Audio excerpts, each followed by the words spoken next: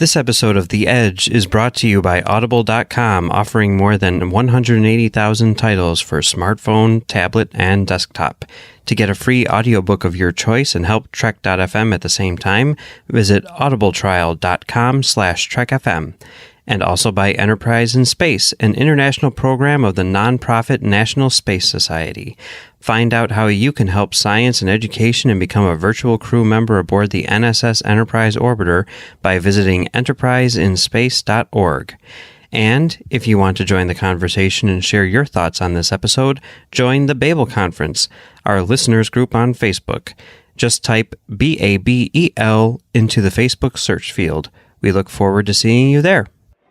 Hi, I'm Rekha Sharma, and I played Landry on Star Trek Discovery. You are listening to The Edge on Trek FM. What have you done out there on the edge of Federation space?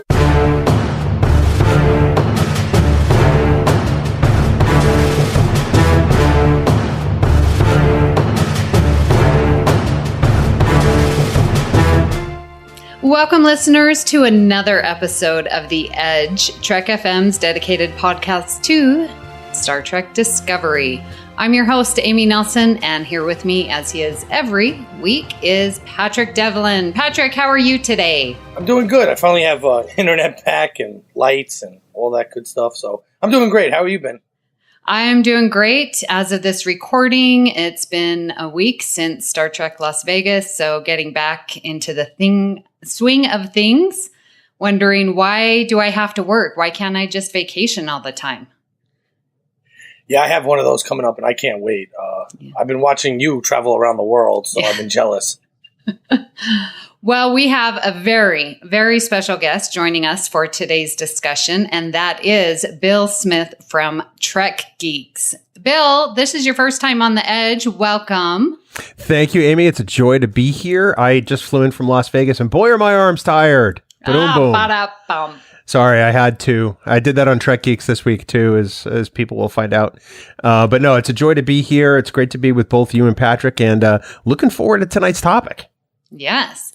Well, why don't you tell our listeners a little bit about your Trek story and just sort of your overall thoughts on Discovery?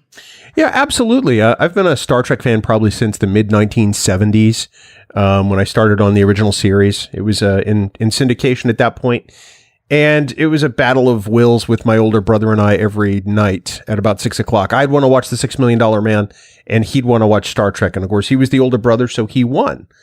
And I secretly developed a love for Star Trek, and I didn't tell him.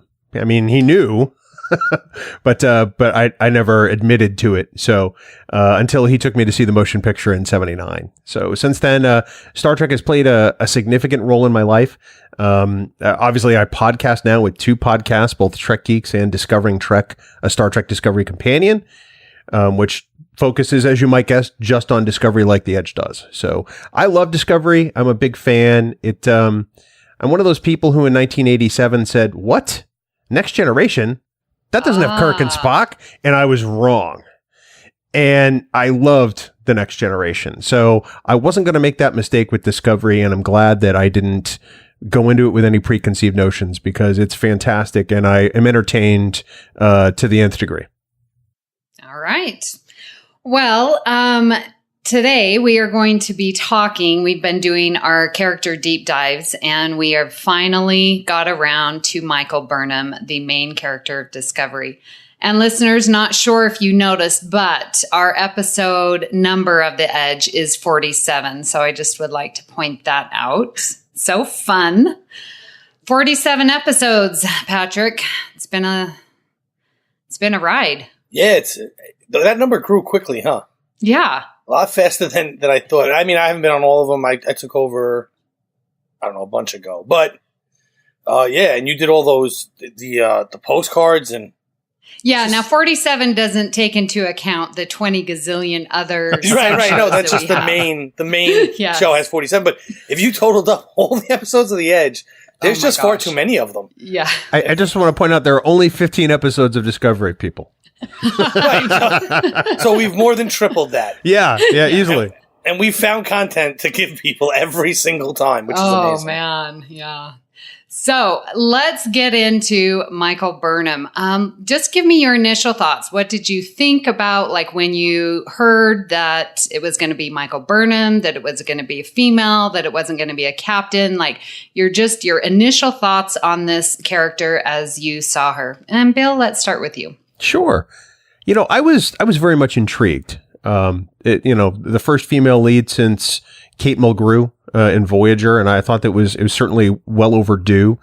In addition to Star Trek returning to television being overdue itself, I liked the fact that she wasn't necessarily the captain or in command. I thought that provided a fresh perspective on Star Trek, because it's always, in the past been the captain and the captain's crew, and they're off seeking, new worlds and all those things. So I thought that this provided maybe some more opportunity for conflict, some interesting opportunity for character development, and maybe a fresh perspective, if that makes sense. Yeah. Patrick? So I'm much in line with what Bill said. I actually loved the idea that it finally wasn't going to be a captain, although I was a little worried as to how that would be done. I didn't know if they were going to do it well.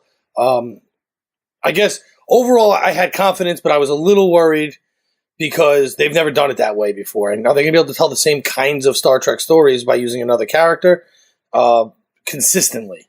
Especially the fact that this was going to not be the same formula, since it was going to be one overall arc for a season. That kind of played into this as well. But I thought that this type of storytelling lends better to having a character that's not the captain be the main focus of the series too.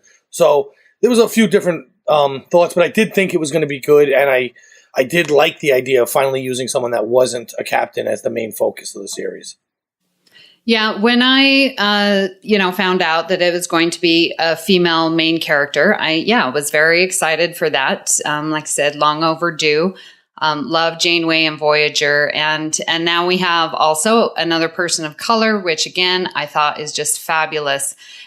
Seeing Michael, I could tell that definitely the focus was going to be on her, but yet these other characters and her interactions with him, I think, is just very well developed. I like the interplay that she has with them, and I'm sure we'll get into this. And Sonequa Martin Green playing Michael Burnham is fabulous, and then just hearing her and seeing her on stage at STLV and other interviews that she's done, she makes this character come alive in so many different dimensions. It's really amazing how Sonequa is able to capture the essence and idea in this Trek philosophy, just coming in to this brand new series. So kudos to her for that. I have to say that Sonequa Martin Green is a breath of fresh air. This is the first time in our lives that we've ever had a Star Trek cast that appears to be fans of Star Trek, because that wasn't true with Next Generation. I mean, they were all actors who were excited to be doing the content and the material, but they weren't necessarily fans of the original series, or they may not have even watched it in some cases. And that was true of Deep Space Nine and Voyager and Enterprise. But after this past week at STLV, we learned pretty quickly that these people not only enjoy Star Trek, they love it, and they understand the higher concepts that, that Gene is credited with. And especially Sonequa. I mean, if I was going to think of anybody that lives Star Trek, it is her, because she's just so delightful and positive and upbeat about the future. I'd like to add to that too, because like you were saying, they were not fans. I mean, Jonathan Frakes famously said that he had never seen a Star Trek episode before being asked to do it. Patrick Stewart, who played Picard, said to his agent, "Don't cancel my stage appearances in a year, because this will be done. We're not going past a year." And then 7 years later, he was still playing the role. So, and now he's coming back. Yeah, yes, he is. Yeah, yes, and now he's going to do whatever more episodes he can get in there with the new show. So, it is interesting that this is a group that grew up on Star Trek, not just hearing about it from their family or never watching it before. And to add to something that I thought of when you were speaking, Amy, the fact that she is a person of color playing a role like Cisco was, that was a major plus for me. But the one negative I thought before the show started was I didn't know how we were going to play another relative of Spock. Even though she was adopted, really, but a human, because even my wife said, she's like, oh, another half human, half Vulcan, before we knew what they were really doing. Like, it seemed a little weird. And then when we found out she was adopted, she was a human really raised as a Vulcan, I was still kind of like, I don't know about this. But they did it so well that I enjoyed it. I liked it a lot. I was proven wrong, which I was very happy about. Now, we know female, and then we have this difference of name being Michael. And we hear Tilly, jokingly say, "Oh, the only female Michael I ever heard of was the mutineer. Haha, that's not you, is it?" So what do you think about this female character having such a predominantly male name as Michael? Bill? The first time I heard it, I thought nothing of it, honestly. I looked at it as, well, in the future, maybe people really don't care about this sort of, genderified classification. As a human being in present day, I thought immediately of the 1970s and the Waltons, which featured Miss Michael Learned, and that was her credit in the opening of the Waltons every week. So I thought it was an interesting choice. I thought that perhaps it was designed to make a statement by Brian Fuller, but I was glad that, it sort of carries forward the idea that in the future, we don't necessarily care about these things. And it made me smile. I'm going to be honest. I thought it added a layer of depth about Michael Burnham that made me intrigued before we ever got to know her. Yeah, I was sort of along your lines, just like, oh, I didn't think much of it. My first was like, oh, that's weird, but whatever. I'm totally fine with the name. It just is different. And Star Trek has always pushed the envelope there with the differences. So yeah, my first was, oh, it's weird, but whatever. It's fine. Move on. Patrick? I actually thought, wow, that's pretty cool. A character shares the name of my son. I didn't think of gender roles with the name, except that my son's name is Michael. So, and for Bill, you probably don't know, my daughter's named after Beverly Crusher. So that's kind of cool. Oh, neat. Both my kids' names are now involved in Star Trek heavily, but one because of Star Trek and one by coincidence. I did not think about it being a male name until he made the comment.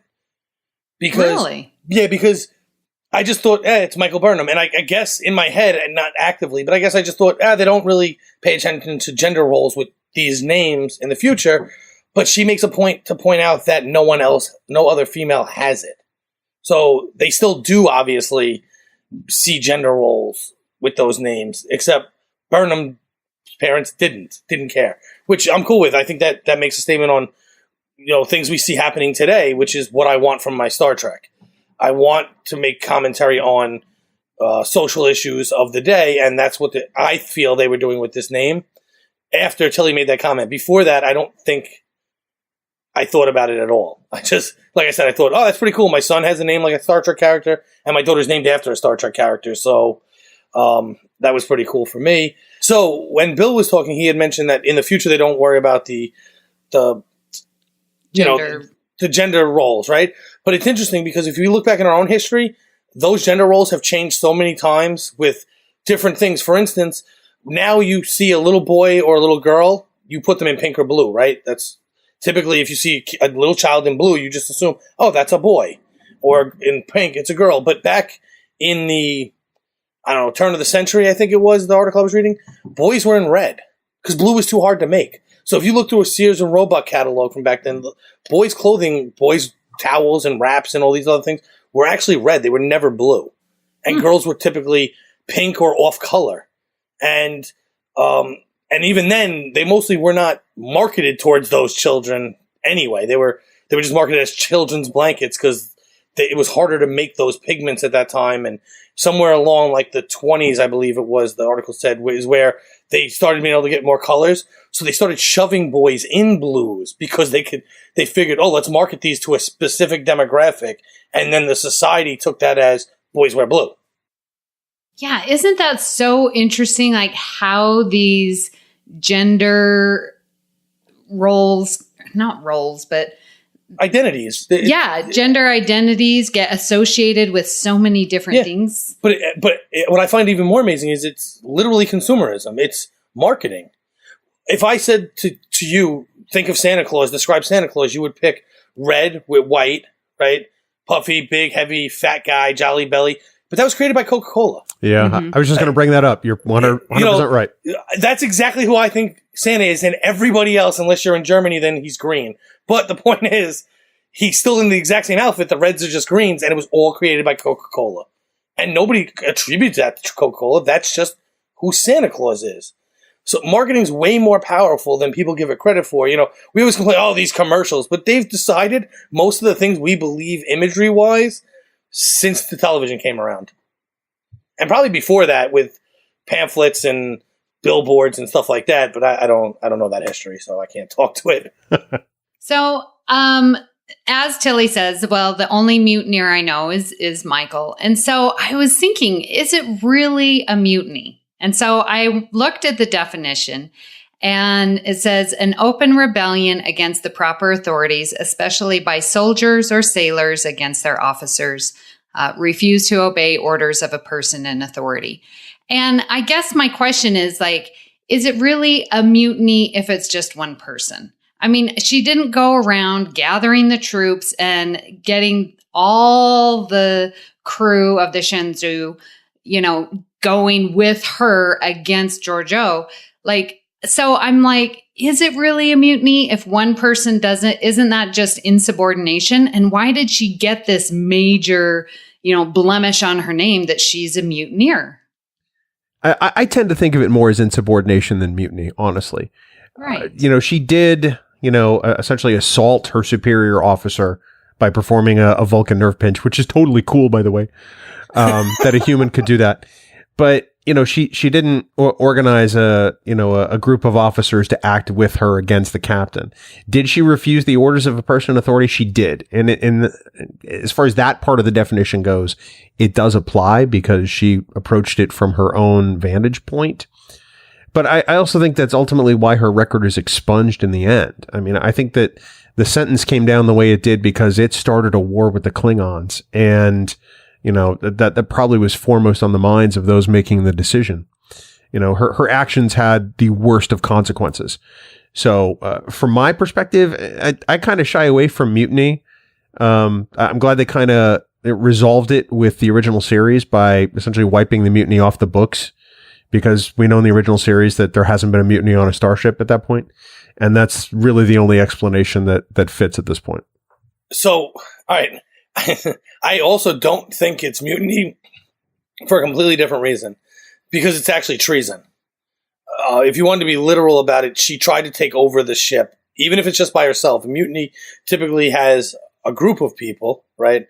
But this was treason because she was going to take command of the ship illegally. She incapacitated the captain, and then was giving orders to those who didn't understand that the captain wasn't the one giving these orders. Now, I also take exception, a lot of people say it, but I take exception to the fact that we use the term, her actions started a war. The war was started. It was going to happen either way. In fact, if she would have succeeded, we probably don't have the war. It's not that I get it. Everyone says it anyway, but it drives me crazy that everyone keeps blaming her within the show for this war that would have happened anyway, including Saru, who was there and knows what actually happened. Well, and I think that the only reason I say that is because she wound up accidentally killing the Klingon torchbearer. When she decided to do the flyby of the unknown object, and then ignited the thruster pack that sent the bat'leth through him. For me, it's that action that started the war, not necessarily the mutiny. Fair point. If you believe that was the moment that it started, but like you said, but that's not part of the mutiny part. Whereas, like when Saru says it, he's blaming the mutiny for starting the war. At least that's the way it comes off. Yeah. And that, to me, that's wrong. I also think that once they went to investigate, the war was inevitable, unless they gave them the Vulcan hello, which they end up not doing, which is what she was trying to do when she committed her crime. And I think they used the term mutiny in the show because you can't come back from treason. I believe treason would still hold a punishment of death. Mutiny would not. So if they convict her of treason, there's no show. So do you think part of her mutiny / treason was going to Sarek for advice? And was that really the best thing? I mean, Sarek is he's an ambassador, right, with the Federation. So wouldn't the Federation have already taken his counsel? Like, I just feel like she went there, and I don't think she really had the right to go there. Oh, I don't think she had the right to go there either. When watching this the first time, I had the same reaction that Georgiou did. Like, you want to do what now? How is this anywhere relevant between this very tense situation that we're in? And then when I realized she was going to her quarters to, essentially to call Sarek, I'm like, seriously? There's a better time and place for this, and this isn't it. I think it was ill-advised of her, and honestly, I think that probably the advice, we don't know what Sarek said to her 100%. All we have is her interpretation. And I'm inclined to believe that her interpretation could have been wrong, possibly. I think smacking the Klingons in the mouth is probably the dumbest thing to do, honestly. And I think Saru's advice was probably better. Let's get out of there. But that's just me. Mm-hmm. I completely disagree. Yes. I think they should have punched them right in the mouth. I think that they were trying to be too diplomatic. That's part one, because you have to do one of two. You either have to punch them in the face or run. You can't. That middle of the road was going to inevitably lead to war. And I think running would have inevitably led to war, but it would have taken longer. So you couldn't point to a single moment, let's say, to blame Burnham, but it would have still led to war. And really, I think the Klingons were coming for war either way.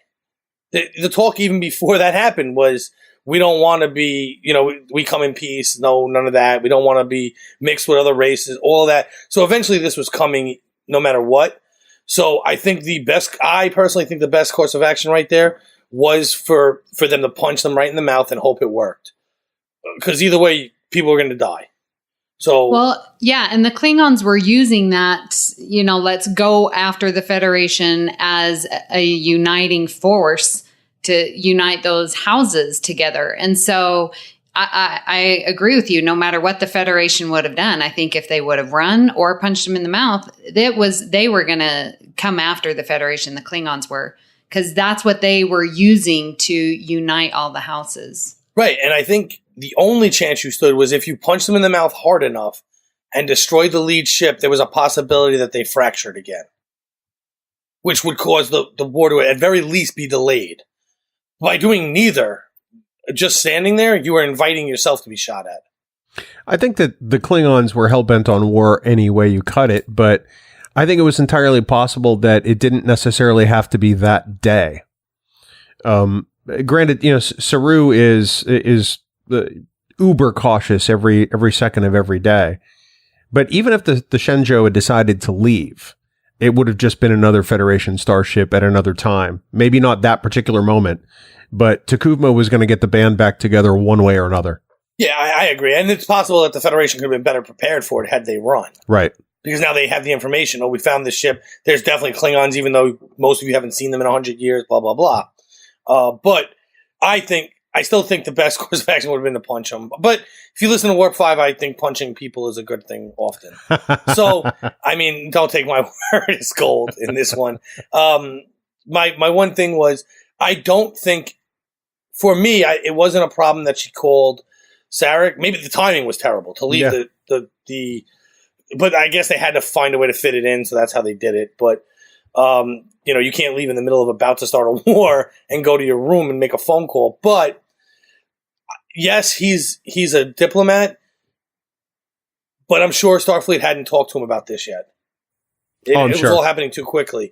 So, and it's her family. So I don't have a problem with the call itself. The timing is terrible, but I don't think she overstepped bounds. Now, taking his word and using that to justify taking over the ship is wrong, and then justifying it through basically the whole season as I was trying to do the right thing annoys me a little bit, but it's what you're going to do if you were the one who is believed to have started a war, I assume, anyway.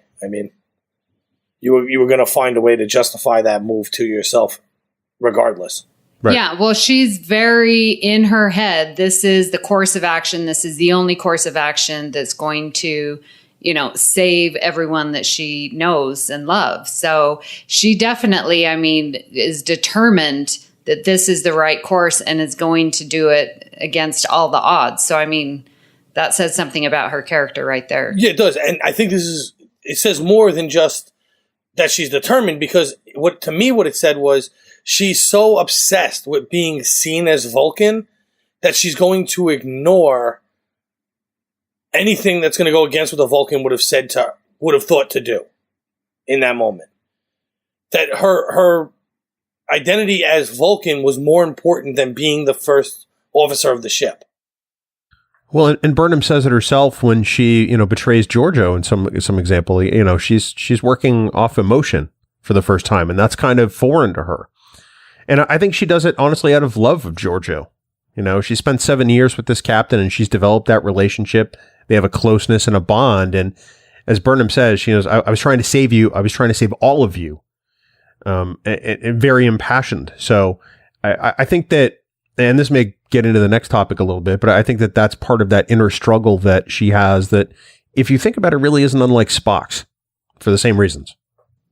Right. Yeah. And that's, moving on to our next topic. Well done, Bill. I'll pay you later. So, Burnham goes through this struggle, which we've seen in every iteration of Star Trek of this, she's trying to honor her Vulcan, how she was raised and those morals with her feelings and emotions that she is, because she is human, her natural tendencies. So it's this nature versus nurture idea. And through the whole, I think the beginning, she's very Vulcan. But then her interactions, like with Tyler and the other crew, she's learning to accept her human feelings and try and balance them both, which I can only imagine is very, very difficult with how she was raised. One of the things we talk about often on Discovering Trek is, what does this particular episode of Discovery teach us about humanity overall? And in examining these episodes, we've learned that this series really examines the humanity of all of these characters, kind of like right in your face. And Michael Burnham's no exception. She's discovering her humanity really for the first time after tucking it away as a child for whatever reason, to minimize the trauma of being part of that bombing, or simply just to try to get through the next day. I think that there are many ways in which Sarek and Amanda probably did her a huge service, and at the same time possibly a great disservice, by not allowing her to deal with her nature, which is human at its core. She has these emotions, just as Spock does. And whereas he's learning to try to contain them and compartmentalize them, Michael Burnham in Star Trek Discovery is actually realizing them for the first time and how powerful they are. And to me, that journey was incredibly exciting. We find out through the course of the series she's never been in love before. And that particular moment when she reveals that to Stamets is almost heartbreaking, because you're like, you've gone through this entire life not knowing what this feeling is about, even though in a way you kind of do. And I think there's so much here to Michael Burnham in this struggle with nature versus nurture that I suspect that we're going to be examining that for a number of seasons, perhaps. So one of my thoughts on this is, actually, Vulcans in general are a great study on nature versus nurture, right? Because they're nurtured not to have feelings, even though their nature is to have heightened emotions, in fact. So in general, they're just a great study at nurture can actually surpass nature when it comes to these things, even though it sometimes explodes out the sides. One psychological theory is like your emotions are like a beach ball, and you can hold them down for so long, but eventually they come pushing out in other ways. Maybe not the thing you're actually holding down, but you'll blow up at something else, which we see with Vulcans from time to time, or always, for some reason, the way they write them. But so actually holding back your emotions, I feel would be easier for Burnham, because her emotions aren't as strong as a Vulcan's would be. So training that would be easier. But you see her in scenes when she's younger and she can't answer the questions as fast as a Vulcan would, apologizing basically for being human.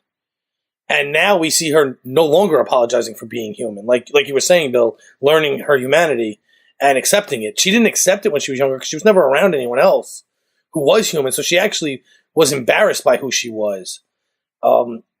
And you can be who you are and still learn something new. You don't have to pick which one to be. And I feel that that's what she's learning now, is that she can be human, but logical like a Vulcan, and it's okay. It's not the end of the world. It doesn't make you one or the other. You're a combination of both. Well, and I think that's a balance she's still struggling to find, to be honest. She takes that action against Georgiou out of pure emotion. And you can tell that probably in her tenure on the Discovery, she's not done that. This is a situation that's so grave that she decides that she has to do something that doesn't fit the Starfleet mold.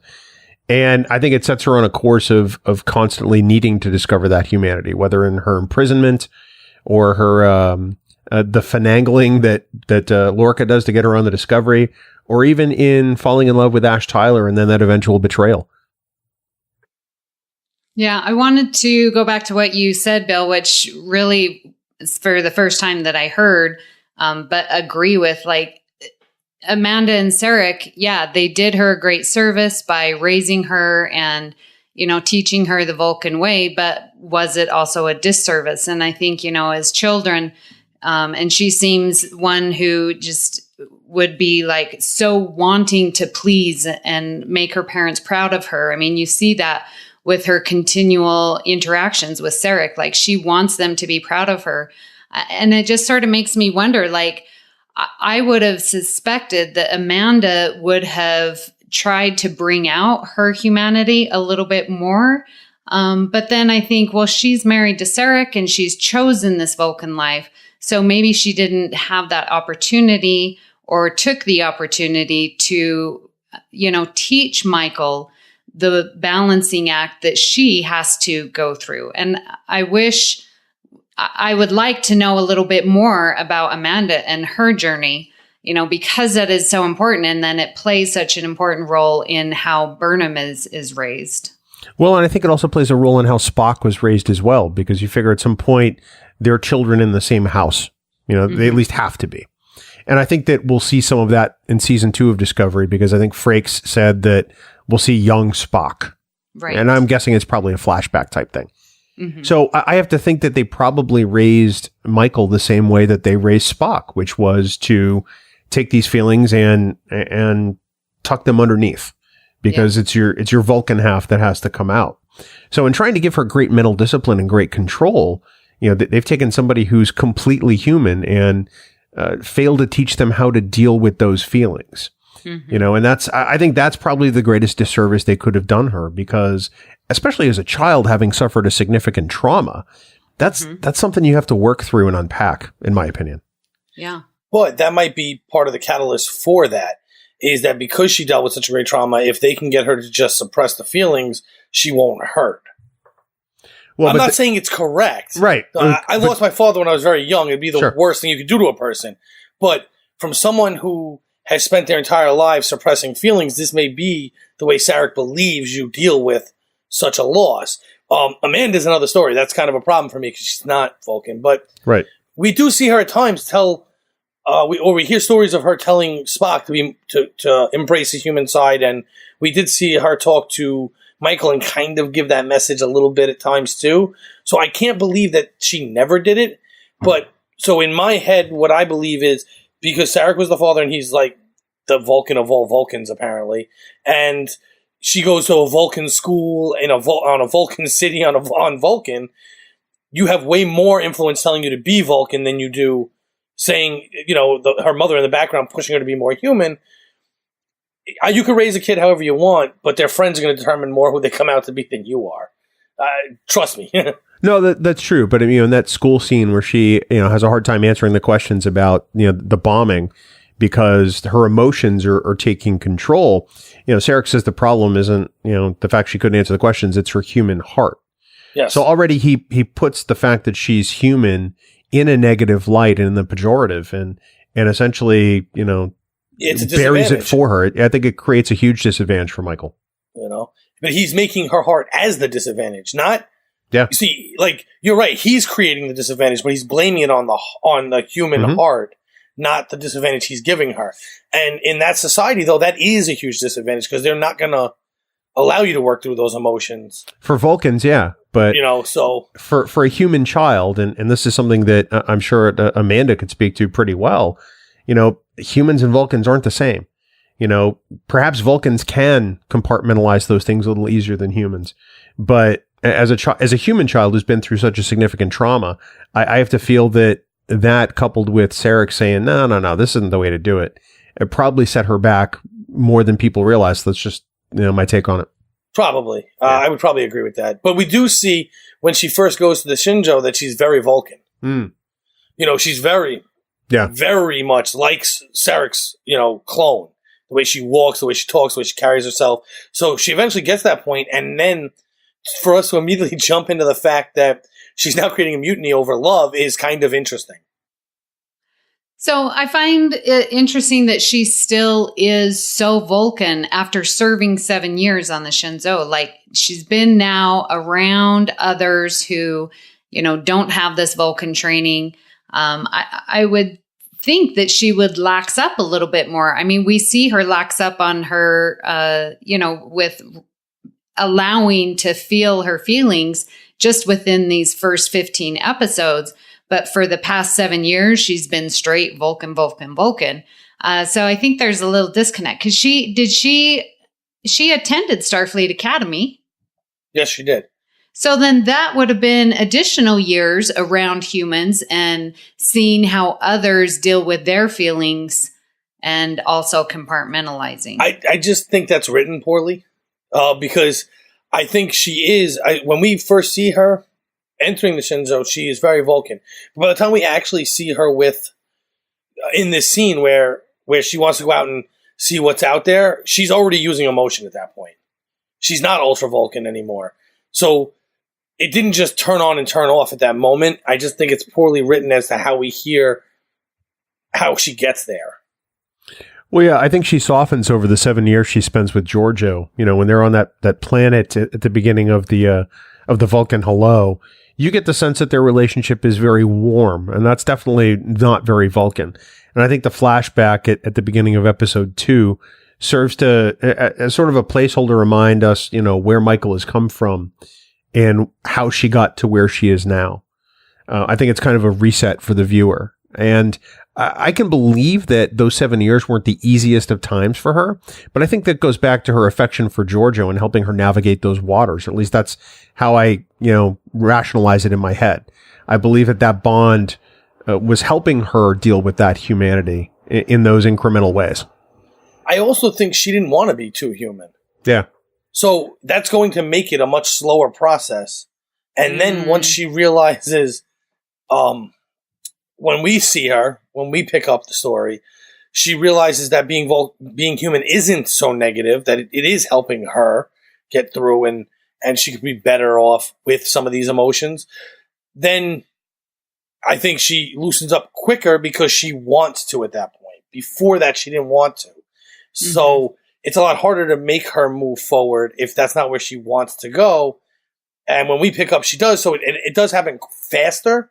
But I think it was happening the whole time. I don't think this was a snap decision or that she was just, or even like I've heard some people suggest that she was just acting Vulcan before that she wasn't really that logical. But I don't think that's true either. I think slowly she became more human and is going to keep a lot of the logic in dictating how her emotion, moving forward, she's going to use the logic to dictate how her emotions, or use her emotions to dictate how she uses her logic, which, let's be real, that's what Vulcans have always done. They're just really good at hiding it. Because I can literally use logic to justify anything I do, ever. Well, and I think that's how her struggle is a lot like Spock's, especially in the original series, or even in the Kelvin timeline movies. In the Kelvin timeline, he's younger. He's a little more brash and still learning how to deal with those emotions. But by the time we get to the original series, I mean, Spock is pretty put together. He's matured. And I think that's probably the key word. I think that Michael is missing that maturity of her human side. And that's probably where the struggle comes in. So whereas they may have been raised at one point together, I think that the parallels between the two characters in this regard are pretty striking. Yeah. And going off that, and I know it's not in the notes, but I wanted to touch on more of her recognizing and allowing herself these feelings, this, her human side. Like, She's on the Shenzhou for 7 years. She is definitely developing probably the most significant relationship that she ever has, within Georgiou and the other, her crewmates, Saru and everything. So it's interesting that, Ash Tyler comes on the scene, and relatively speaking, she falls for him quite quickly, and I think it's at this time when she is allowing herself to have these feelings that's going to just fall in, and she's going to allow herself to and open up herself to experience something new, this new tremendous feeling that she's never allowed herself to go. And I've always wondered, how could she fall for him so quickly? But in this discussion, I'm like, well, she's already been priming herself, if you will, to have these feelings and to trust others as much as she has based on her time on the Shenzhou. Well, I also think that her relationship with Tilly helps this. Yeah. Tilly's extremely emotional. And I don't think she's ever known anything remotely like Tilly before. Mm-hmm. So seeing the way Tilly is, I think, helps her get to that point. And Pavo helps also. Because when they go to Pavo, her and Tyler both become more human. Mm-hmm. That's like a little side to the story that I don't think I've really talked about before, because we were always so worried about what's happened to Saru on that planet. But really, you remember, that's the scene where they're like, oh no, we don't have to go back, we can hide, and then 2 seconds later, we have to go now. I mean, it was really weird, but it brought out the human side of both of them more. And I think that carries on throughout the series from that point forward. So that's why we also see a huge jump in her humanity from that episode on towards the end of the season.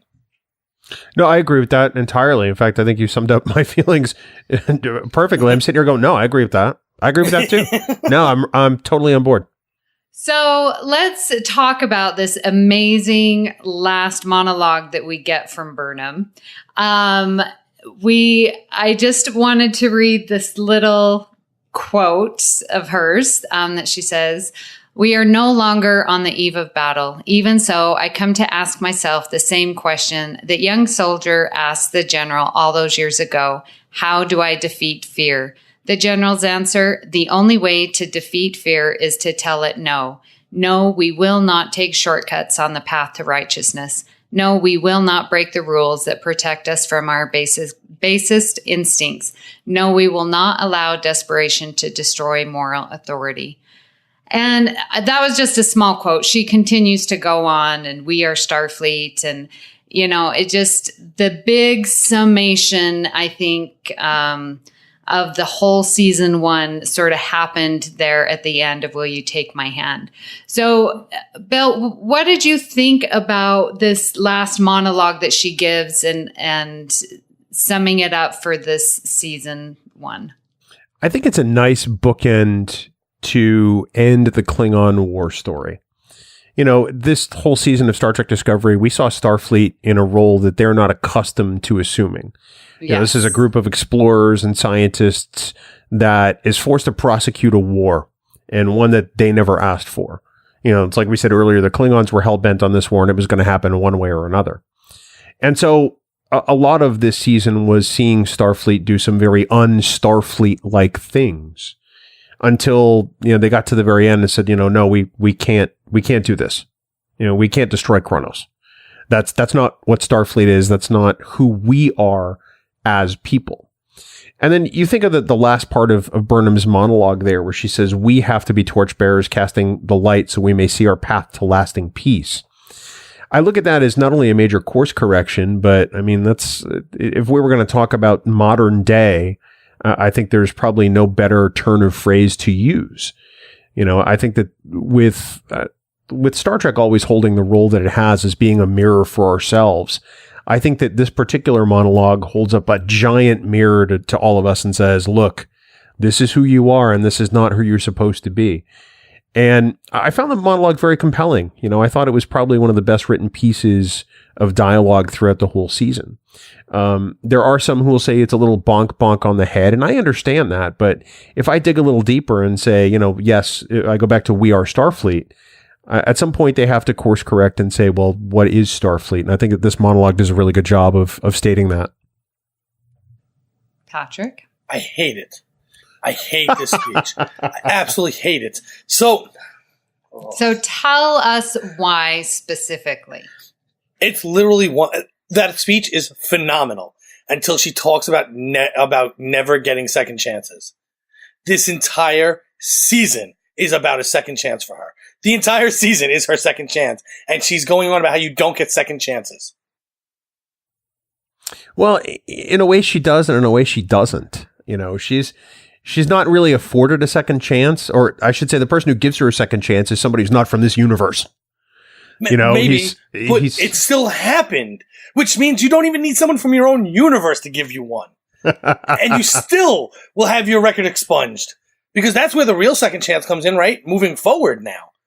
Well, but I mean, it's kind of a reward for essentially stopping the war that quote unquote she started. So second chance. I hate it. If they would have you just said at the beginning of the show that you don't like her people saying that, oh, she started the war. So you can't use that. No, I can because they're using it as saying they're taking it off because she stopped the war, right? She ended the war, which she didn't by herself, but okay, whatever, the crew did. Even though they disappeared for the vast majority of it, apparently, into the mirror universe. They all get rewarded. So, but, I get it. Fine. I'm okay with that. I'm okay with all the things she says leading up to the you'd never get second chances garbage. It drives me crazy. She doesn't say she never gets second chances. She just said never. No, she says that some say in life there are no second chances, and experience tells me that this is true. Right. She's not saying your experience is you're getting a second chance right now. But she's not saying she didn't get a second chance. She's saying that up until that point, her experience has told her that you don't get second chances. She's not saying that she didn't get one. She's saying that up until now, that's been true. But it doesn't say up until. It says you never get second chances. No, experience. It doesn't say you never get second chances. It doesn't. What is the exact wording? Some say that in life there are no second chances. Experience tells me that this is true, meaning her life. Meaning her life experience up until that point. But her past. But we've literally watched the whole season about her second chance. But she's not saying she didn't get one. If this, okay, she's it still saying drives me that crazy. If this speech happens in episode 3, I'm okay with it because she didn't already get a second chance. The fact that she already got the second chance, even if it's a captain from the mirror universe who's trying to kill everybody by getting them to the mirror universe, she still got a second chance, and it drives me crazy. No, but she's not saying she didn't get a second chance. She's saying that her experience prior to this, she believed that to be true. Filling in the gaps in that, she's saying that, looking forward, which is all we can do, she really did get a second chance. They're not saying the words blatantly, but she obviously gets one. She's saying that before today, I essentially didn't believe in second chances. Patrick, I just don't read it that way. Okay. So let me say, I don't know the English word. Something similar. Do you know the Klingon one? Yeah.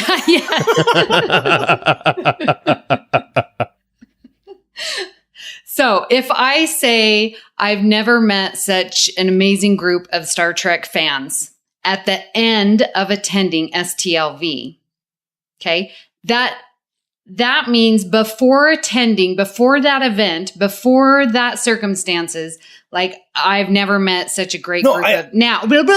Oh, Jesus. Zip it. Now, if that was my teacher. I saw that for all of you listeners. There was even hand motions. If I'm talking about my experience on the Discovery and saying I've never experienced second chances, my experience, right? Then you are saying everything up until that moment when it started. So the moment where we met her, then up until that point, she really hasn't seen, her experience hasn't allowed for that second chance to take place. Understand. But now she sees that. So it's more based, it's not the fact that it happens at episode 15. It's just her experience before when we meet her. No, but does that make sense? Yeah, but I don't agree with it. I don't agree with you being able to live your life for 8 months and then say, before that 8 months, I never knew second chances were possible. Well, but like I said, she doesn't say that she never knew second chances. That's not what her she says. Experience says that it doesn't happen. She does. Says, that's what she says. But she doesn't say it doesn't happen to her. No, she just says experience in general. Right. Meaning, her experiences, second chances don't happen. That's what she's saying. With other beings, with other cultures, correct. with everybody. She's not saying that she's not saying that it's specious to her, and I think that that's key to that whole thing. No, I'm not saying that it's only her. I'm just saying she doesn't believe in second chances happening. See, I that's not what I get from that at all. She doesn't say she doesn't believe in second chances. She's saying that in her experience, people don't get second chances. But she's saying we have to look forward, which is admitting that she got a second chance. Yeah. And that she does get to, that she gets those reparations. She's no longer the mutineer. We do get to see this second chances, if you will, take place and bloom and go forward. Okay. I just have a problem with the speech. If she left that out, it'd be fine. The whole point is that the whole series is about not only her second chance, it's Tyler's second chance, it's Mira Lorca's second, it's everyone's second chance. So when you say my experience is that is true, you're post-dating that experience to before 9 months ago when you've met a whole crew of people with second chances. Well, I mean, take a look at the original series. The Vulcans don't, and Enterprise, the Vulcans don't believe in time travel, yet it's happened 37 times before, since they've made that declaration. Well, I think Vulcans are idiots anyway, though. But yet they still deny it. Yeah, I understand that. But Michael Burnham... But that's my point. She's still denying something she knows to be true, and that bothers me. But she's also been raised as a Vulcan. They deny everything all the time.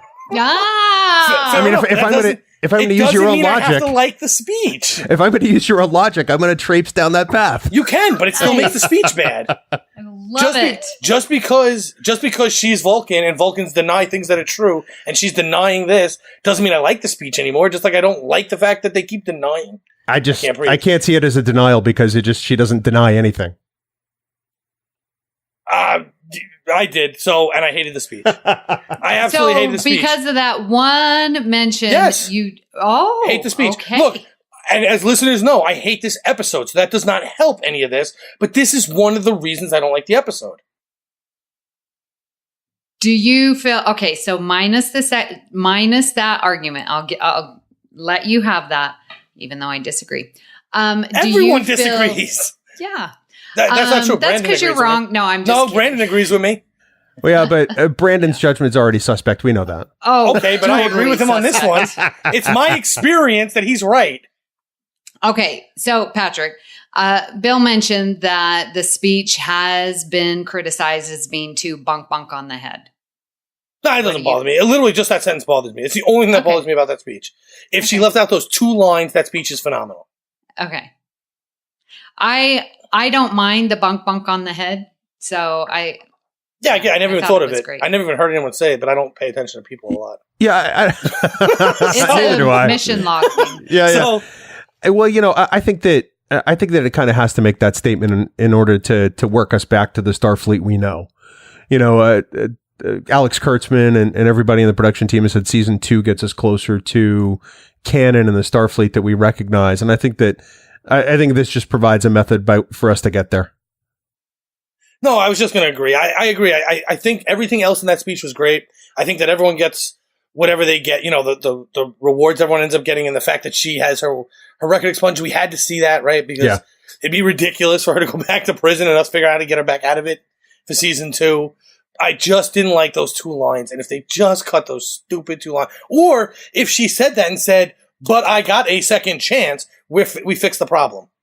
So you can't put in your headcanon. No, it does, because that's not what it sounds like she's saying. Okay. It just doesn't sound like she's saying, in my experience before all of this, there was no second chances, but now I realize there are. That's not what I hear when I hear the speech. Okay.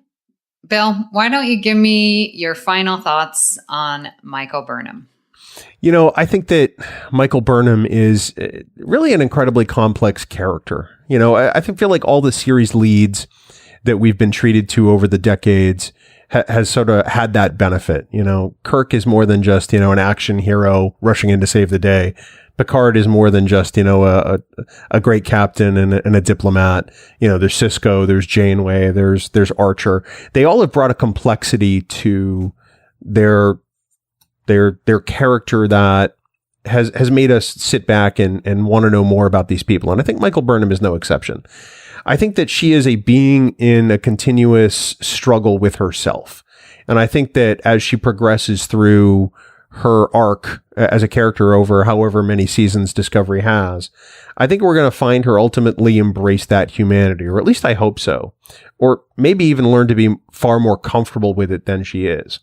I think that the whole Tyler Voke thing probably did a massive number on her, and although it was horrible, I think that, I mean, horrible for her, not horrible as a story point. I think that it's going to be incredibly educational for her. I think that those are parts of her humanity she had to unlock. Just like, her annoyance with Sarek and Lethe, and a great many things. So I think that we're at the beginning of her journey, and I'm glad that we're on it, because I think that there are probably some exciting things that are going to happen. Yeah, I have to agree. I think Michael Burnham's character, although I didn't fall in love with her so completely, I wouldn't say that she's my favorite character. I think I made it clear when we did our Laurel, she's mine. But well, I think that I hear that all the time, that Michael Burnham is unlikable. I get that in feedback on Discovering Trek all the time. And I understand why people think that way, because largely the series leads have been likable individuals. But I think it's interesting to have that perspective, because it tells me that there has to be future or further redemption for this character. And I really appreciate her interactions with everyone else. I mean, especially Saru, and her willingness to open up and allow herself to love these people that she's dealing with, and that she's now creating her own family, which I think is totally the ideals of Trek. When we look at every other crew, they are the family unit. And so for her to step in, as this stepchild, if you will, and allow herself to develop these family relations, I think is so empowering. And I think it really helps, like you say, develop her humanity and how we can see ourselves, when we deal with interactions, other people who aren't our blood relatives. I love the fact that she is brilliant.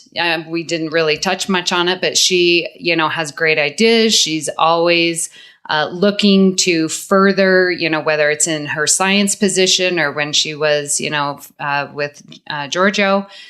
She just is brilliant, and she has a great way of being a leader. Even when she's a mutineer, she's, still a leader on the Discovery. So I really do appreciate this character. I so am looking forward to next season and to see where she's going to take us next year. Patrick? I love Burnham. I love everything they did with her. I think it's interesting that we just did, I don't know, I don't have the time up, an hour and 15 minutes on her, and we could literally do another hour and 15 minutes and not hit a single one of these topics. I feel like as much as we just talked, we didn't really even do the character justice. I know, right? We didn't talk about her role in the last episode. We didn't talk about her role on Pavo. We didn't talk about her role on the Mutineer either. Like the actual, we talked so little about it compared to how much it impacted the whole entire series that we could literally do this all again and not say the same thing twice, which says something, because it means that character had so much character development throughout this whole series that we probably could do 2 more podcasts and not talk about the same thing twice, which is amazing. I cannot wait to see what they do with her in season 2 and how much more we get from her and how much more she grows. But she's not my favorite either, but she's right up there, and I can't wait for next season. And that's really all I have to say about her and the final thoughts here. Well, Bill, thank you so much for coming on The Edge and discussing Michael Burnham with us. Why don't you tell everyone where they can find you on the interwebs out there? Thanks so much, Amy and Patrick, for having me on today. It's been a blast. I always love talking Star Trek, and I rarely need an excuse to do it. So, it's always a joy to be here on the network. So, especially, since Trek FM is so expansive and so large that there's so much great discussion. I'm just happy to be a part of it in a small way. Probably the best place to find Me and Trek Geeks and Discovering Trek is on Twitter. I'm on Twitter at Trek Geek Bill. And of course, you can find Trek Geeks at Trek Geeks. And our Discovery show, Discovering Trek, is at Discovering Trek. That's the easiest way. There's also the Facebooks and the Instagrams and all that kind of stuff. But that's the best way to track us down. Yeah, and I was remiss. I didn't mention, listeners, if you haven't listened to Trek Geeks or Discovering Trek, yes, I've been on both of them. Little inside joke there. A little inside joke. So you really should. It's a great show.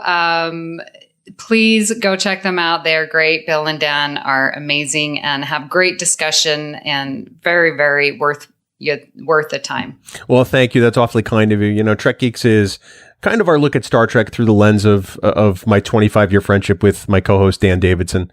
And we laugh a lot, as you can attest to, Amy. Our podcast is very much like our real life, in which we are just infantile all the time. Yeah. And Discovering Trek is a little more serious. You know, we want Star Trek to be the star of that show. So that's kind of why we take a very decided look at Discovery. So. Yeah. It's been fun talking about Michael Burnham today, but this isn't the only thing we've been discussing on the network. So here's a quick look at some of the other things you may have missed elsewhere on Trek FM. Previously on Trek.fm, Earl Grey. Can I just say one parting shot about the enemy? And this is just something that annoyed me in the episode. It has nothing to do with the Romulans. But when Geordi's down on the planet and he detects the neutrino beam, he says, "Wesley Crusher."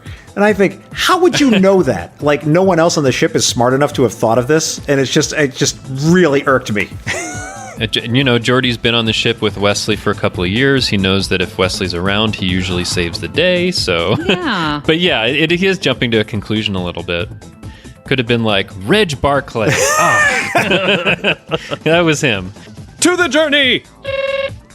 I feel like they missed an opportunity to put the Talaxian fur fly in Neelix's medicine bundle. I think the fur fly is a little large to go in the medicine bundle. It's more like a medicine backpack. Yeah, that fly is huge. That's something you'd see in, like, if you play video games, you would see that in Fallout coming at you instead of a blood bug. Yeah, the fur fly is the state bird of Talaxia.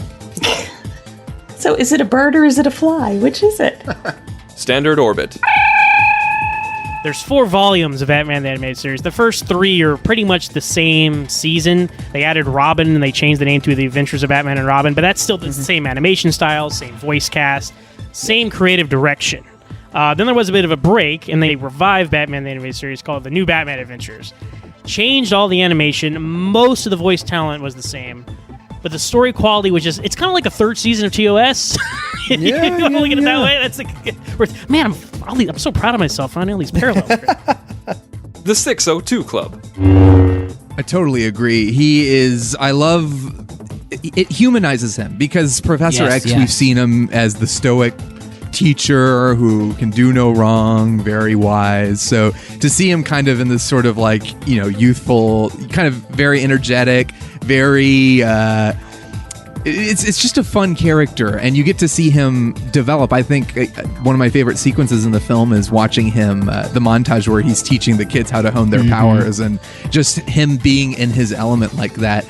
And McAvoy really sells it. I mean, a lot of the dialogue in this film is a little cheesy and it's a little stilted at times, but there's not a single moment I don't believe him. And that's what else is happening on Trek.fm. Check out all these shows and join the conversation about your favorite corner of the Star Trek universe and beyond. You'll find us wherever you get your podcast. If you're an Apple user, be sure to hit the subscribe button in Apple Podcasts on iPhone, iPad, and Apple TV, or the desktop iTunes app to get the latest episodes as soon as they are published. And please leave us a star rating and written review. If you're not an Apple user, we've got you covered as well.